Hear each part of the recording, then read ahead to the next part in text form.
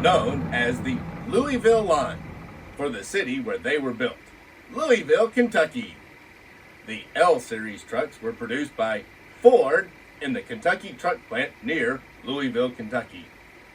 This gave rise to the nickname Louisville Line Trucks.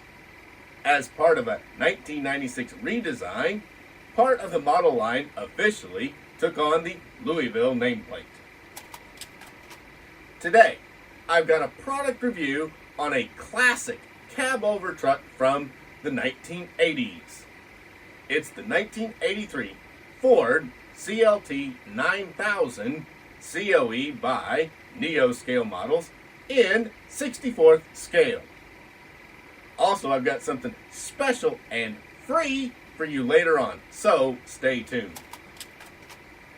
I have reviewed a couple of the Ford 9000 trucks before, so please click on the links down below to get all caught up on them. The Ford CLT-9000 COE was a premium line haul cab-over semi-tractor that came out in the 1970s and was produced well into the 80s. It was often nicknamed the two-story Ford due to its height, though this height was a design benefit as it allowed for a low doghouse over the engine so that you could lay out across the seats or have easy entry into the sleeper compartment. Now, let's take a look at the Ford CLT-9000 COE truck replica that Neo scale models made. And this is the Ford CLT-9000 Neo scale models made. Just look at that paint scheme. Really?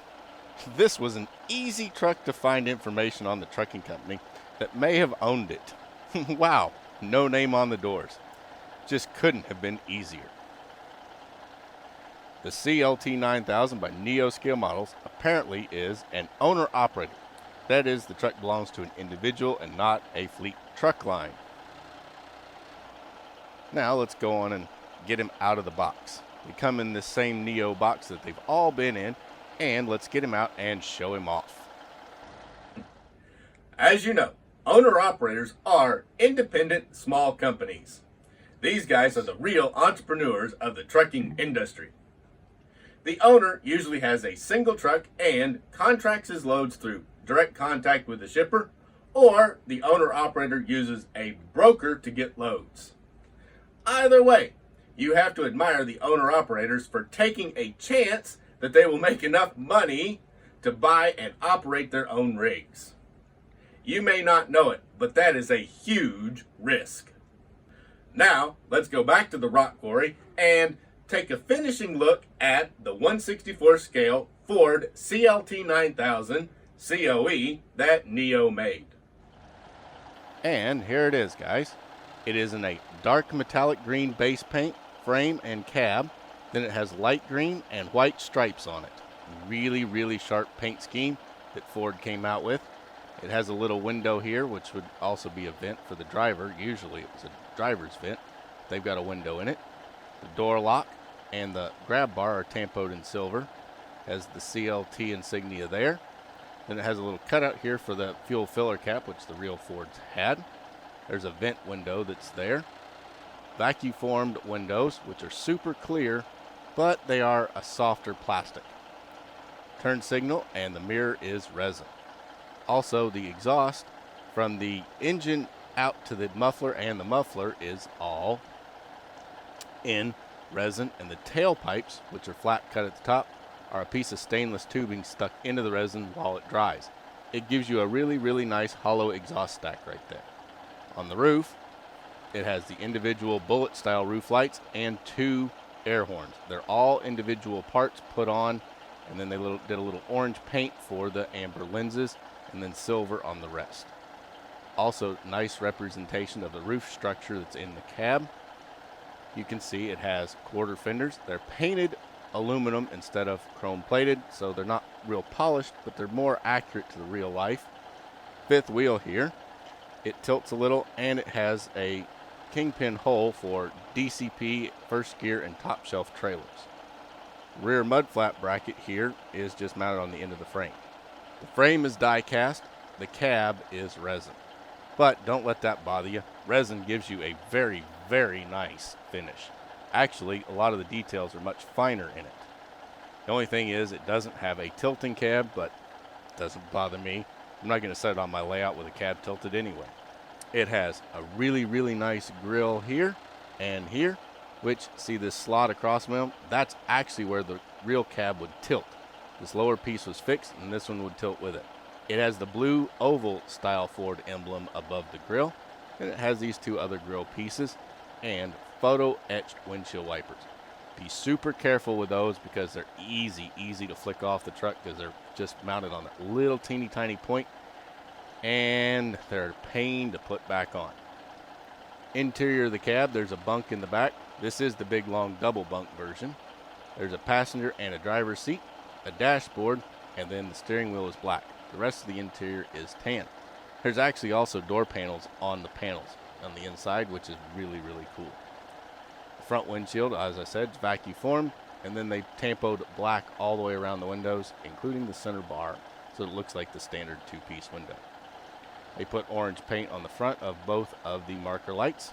The driving lights down here in the bumper are individual jewel style rounds, and then the headlights are stacked individual jewel style rectangles, twin on each side, so you had the quad headlights, and then they did a really nice representation of the sealed beam pattern that's on there. The grill is resin, painted black, and then with a little silver they outlined it. The stripes come around really sharp. This truck owner must have been from Virginia because it has a Virginia plate right here on the bumper. Really nice, really sharp, that they go to all the detail of adding license plates at Neo. Their graphics are outstanding. It's a shame they didn't survive and they've shut down. Over here on the passenger side, you can see it has the little window, door handle, grab bar, just like the same. What was kind of neat about these Ford CLTs is they recessed the grab bar into the wall so it didn't stick out. They cut a little slot and then they put the grab bar inside and you grabbed it. So the air just flew over it instead of being another thing to catch the air. There's the mirror, and then it also has turn signal. Twin exhaust, you can see the other exhaust. The heat shield detail is molded in on this one so you can actually feel it. It's not black dots like a lot of them. Another fuel tank cut out, and then the steps to get up inside the cab are right there. There's an air tank and battery boxes. The wheels, 10-hole aluminum bud wheels right here, and they're painted silver instead of chrome plated. There's no chrome plating on this truck, which quite frankly to me is just fine. Back here, another Virginia license plate, 2 brake lights. This time they're individual jewel style lights. It's funny, they kind of went back and forth on brake lights at Neo. Some of them were just painted red, and the others were actual individual jewel style. You can see the rear differential, and then the brackets here are body matched in the dark green metallic, and then black mud flaps hang underneath them, which have Ford written on them. Really common was those big Ford mud flaps back in the 80s. Back here, you can see on each side there is a piece right here, which is the bracket that helps hold up the exhaust stack. You can see the stacks coming down and the tailpipes going under. You can see a resin block here, which is the block for inside the cab, but it kind of looks like the back of the engine a little bit. Since there's no real cutout here, you can't really tell. This long cab didn't need it, so they didn't put it there. But they do have a really nice representation of all the structure and the detail they put in the back wall at Ford. But there's no pogo stick on this one. It's okay. They also didn't put any airlines. Underneath, you have your front axle, which is on spring suspension. It doesn't steer, by the way, guys. These don't steer. There's a tie rod there. Really nice old vintage bias ply tread pattern on all of the tires. Drive shaft there. Differentials. Torsion bar style suspension. Another differential there. Another drive shaft there. It has some tampos. It says 64 scale Ford CLT-9000 and Neo scale models. Bottom of the engine, bottom of the transmission, air tanks, and pretty nice detail underneath. No working suspension, but it is a really nice representation of a suspension. These do pretty much have free rolling wheels on them, so they're pretty good. Sometimes they get a little sticky. Doesn't bother me. I'm not pushing them around and playing with them. They sit on a shelf. And I think that's the best thing to do with these. They're not meant to be toys played with. But there we go. Now let's show them off with a trailer, because what good is a truck without a trailer? Being an owner-operator, I thought using a vintage 40-foot dry van would be a great trailer to have behind it. And doesn't that look cool? The Neo scale models, 1/64th scale Ford CLT-9000 COE tractor in metallic green and white stripes.